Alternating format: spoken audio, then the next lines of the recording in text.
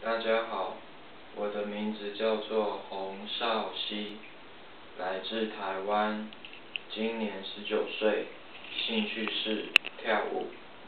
接下来我要清唱一段《你那么爱他》。直到爱消失，你才懂得去珍惜身边每个美好风景。只是他早已离去，直到你想通，他早已经不再对你留恋。最后的你开始了一段挣扎，你那么爱他，为什么不把他留下？